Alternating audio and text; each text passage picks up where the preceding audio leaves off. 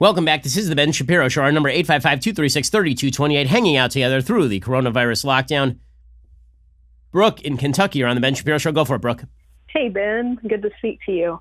The governor in Kentucky has taken aggressive measures to limit the spread of COVID-19 in our state. That includes closing schools last week and then limiting bars and restaurants to only carry out and delivery last night. But recently there was a resident that tested positive for the virus, but he left against medical advice and refused to self-quarantine.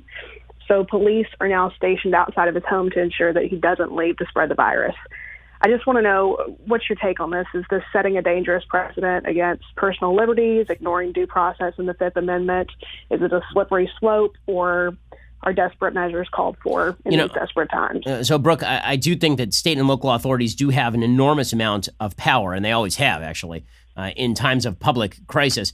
And the question is whether it remains temporary or whether it becomes a permanent sort of thing. If it's a permanent sort of thing, you're talking about permanent violation of rights. If you're talking about a temporary thing, Abraham Lincoln suspended habeas corpus in wartime. Franklin Delano Roosevelt took measures that certainly violated civil liberties during wartime. So did Woodrow Wilson. Some of those were for good. Some of those were for bad. Some of those were over the top. Some of those were necessary.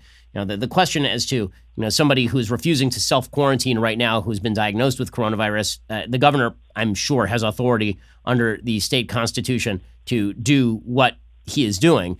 If that lasts beyond, like, let's just say that the governor decided, I'm locking down everybody forever. Obviously, that would be a sort of a different story. During public health emergencies, localities and states have an enormous amount of authority. I spoke with former Attorney General Jeff Sessions yesterday on the show, and he said exactly the same thing. This has always been true. Once it starts to become permanent, we should always be zealous and guard our liberties.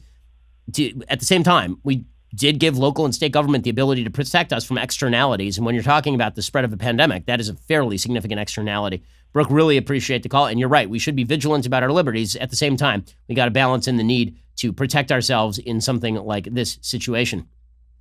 Linda in Roseville, California, you're on the Ben Shapiro Show. Go for it, Linda. Yeah, hi, Ben. I've been listening to the news to try to hear something about how our military and their readiness is dealing with the coronavirus, and also how their families are doing.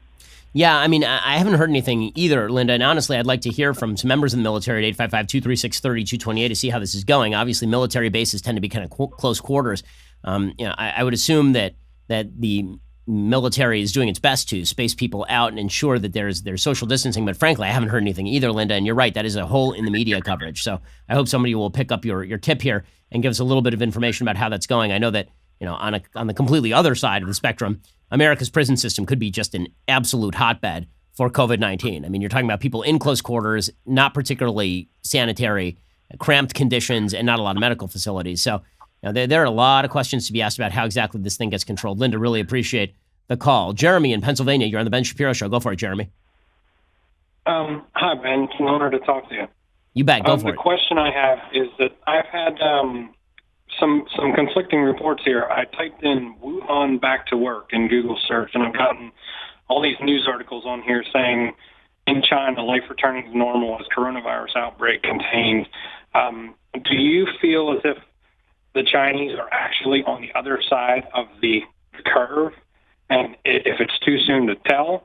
Or is there any way that we could correlate that with our own response? I mean, our own response has to be almost as good as China's, if not better, to contain this, so that will give us some sort of a model going forward. I mean, they're more densely populated than we are. So, is there something there that we can hope for?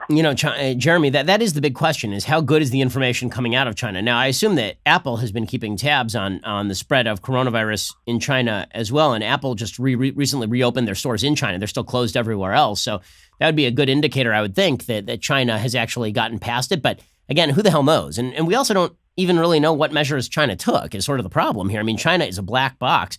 And Beijing, for example, literally in the last few minutes, just expelled the American journalists from the New York Times, Wall Street Journal, Washington Post, VOA News, and Time from the Chinese mainland, Hong Kong, and Macau. So who the hell knows what they are doing behind the scenes? I mean, we really don't have any idea. I mean, it's the Chinese government. They have not been exactly shy in the use of physical force against people they disagree with. I mean, for all we know, they could have gone into the hospitals and done something terrible to people who are actually suffering from COVID-19, and now they're on the other side of it. So, it's hard to take a lot of inspiration from China. I'm hoping the question I have is whether South Korea is getting back to work, because they did a good job locking this down. But is the lockdown over there continuous, or are they getting back to work either? We just don't have enough information at this point, Jeremy. But agree with you. We need to see some evidence of somebody coming out of this thing before we start getting too optimistic. And I have one more quick question, if that's okay. Sure, go for it. I just watched Trump talking the live coverage of another coronavirus update, and one of the reporters asked him, really without asking, if he was planning on a nationwide lockdown. I assume he meant by that martial law. And Trump really shied away from that, saying he didn't feel that was a good idea at all.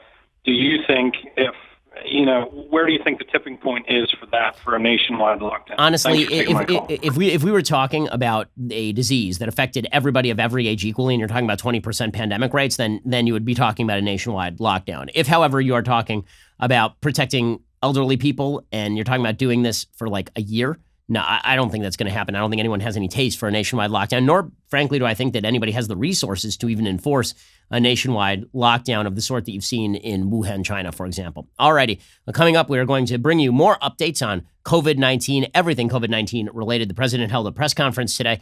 The federal government finally getting on top of this thing, trying to get its arms around it. But what conditions have to prevail in order for this to be successful? We'll talk about it. This is The Ben Shapiro Show.